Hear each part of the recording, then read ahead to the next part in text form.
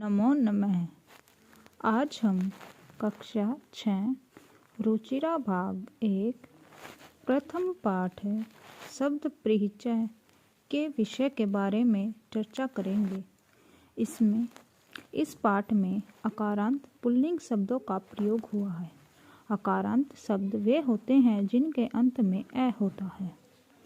Pulling शब्द वे होते हैं जो हमें पुरुष जाति का बोध कराते हैं। अब हम अपना पाठ की शुरुआत करते हैं। इस चित्र को देखकर आपको बताना है कि यह क्या है। जैसे एषः कः। एषः का मतलब होता है यह।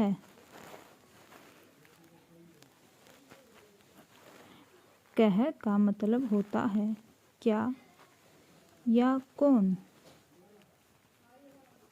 अर्थात एषः कः यह क्या है। एषः चषकः। एषः का अर्थ होता है यह। चषक का अर्थ होता है गिलास। अर्थात एषः चषकः यह गिलास है। किम क्या। एषः यह बृहत् अर्थात बड़ा है। न नहीं। एषः यह लघु छोटा है। देखिए फिर से देखते हैं। एषः कः यह क्या है। एषः चषकः यह गिलास है। किम एषः बृहत् क्या यह बड़ा है। न नहीं। एषः यह लघु छोटा है।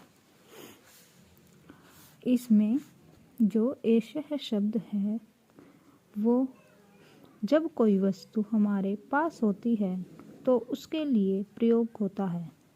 अगर कोई वस्तु दूर है, हमसे दूर है, तो उसके लिए शह का प्रयोग होता है। देखिए इसमें गिलास इसके पास ही है पास है, तो यहाँ पर एषः का प्रयोग हुआ है। अब हम बात करते हैं आगे। शह क। अब ये चित्र को देखिए, पहले आप इस चित्र को देखिए। ये हमसे दूर है, तो यहाँ इसके बारे में पूछ रहा है। श कः वह कौन है। स वह सोचिकः दर्जी है। सोचिकः का अर्थ होता है दर्जी। सोचिकः किम करोति। सोचिकः किम क्या करोति करता है। किम क्या। श वह खेलति क्या वह खेलता है। न नहीं। श वह वस्त्रम वस्त्र कपड़े शिव्यति शिलता है। नहीं वह वस्त्र शिलता है। आगे हम बात करते हैं। यहाँ ये चित्र आप देख रहे होंगे, ये हमारे पास में है, तो यहाँ पर एतौ। जब हम दो की बात कर रहे होते हैं तो वहाँ पर एतौ एतौ कौ ये दोनों कौन हैं। एतौ शुनकौ स्तः ये दो कुत्ते हैं। शुनकु का अर्थ होता है कुत्ते। किम क्या। एतौ ये दोनों गरजतः गरजते हैं। न नहीं।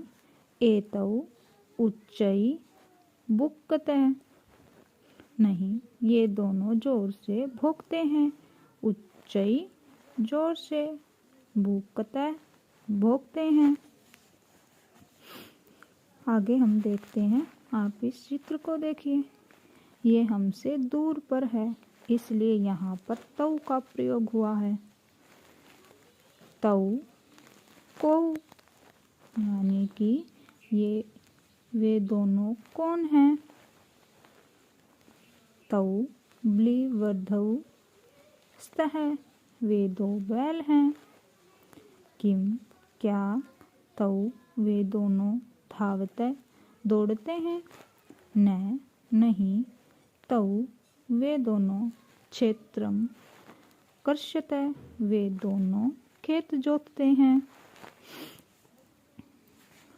आई होप आपको समझ आया होगा इतना। आगे हम चलते हैं। एते के ये सब क्या हैं, यानी कि जहाँ पर एक से ज़्यादा वस्तु प्रयोग हो रहा है वहाँ पर एते का प्रयोग होगा और केह का प्रयोग होगा। जैसे एते के ये सब क्या हैं। एते संयुताः सन्ति ये बैग हैं।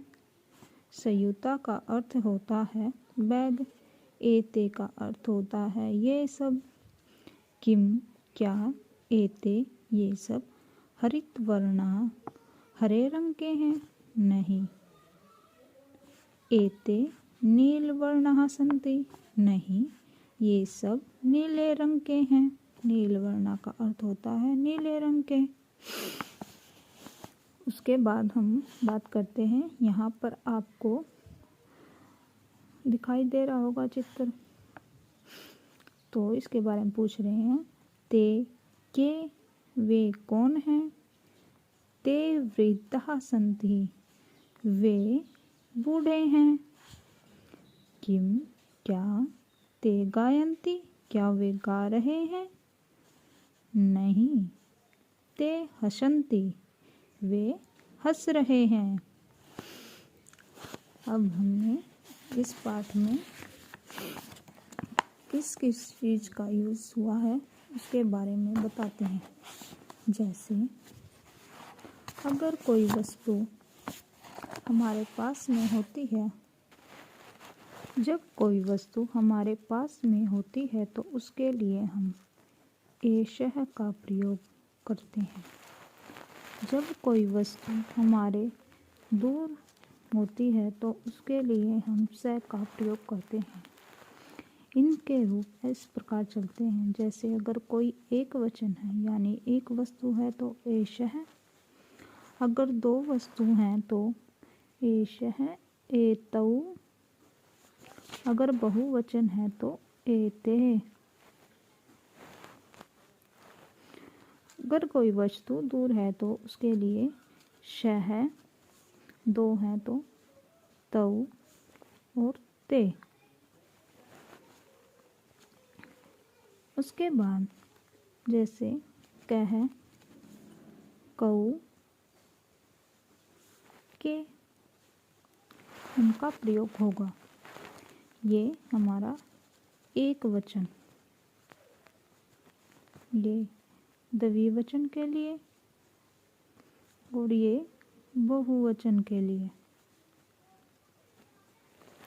एक वचन जिसमें एक की बात हो रही है, द्विवचन जिसमें एक से ज़्यादा की बात हो रही है, और बहुवचन जिसमें दो से ज़्यादा यानी बहुत सारों की बात हो रही है, तो वहाँ पर एते का प्रयोग होगा।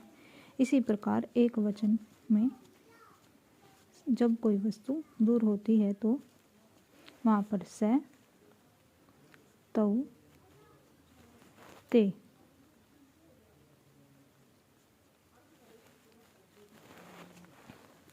कह, क्या या कौन, यानी दो के लिए कौ, दो से ज़्यादा के लिए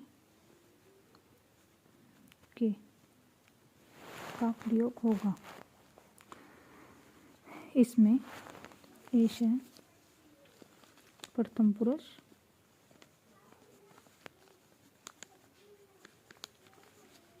ये प्रथम पुरुष,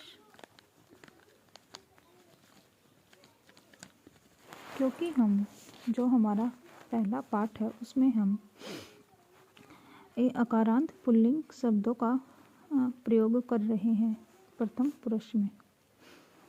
आई होप आपको ये लेसन समझ आया होगा। उसके बाद नेक्स्ट क्लास में हम इसके अभ्यास के बारे में चर्चा करेंगे। धन्यवाद।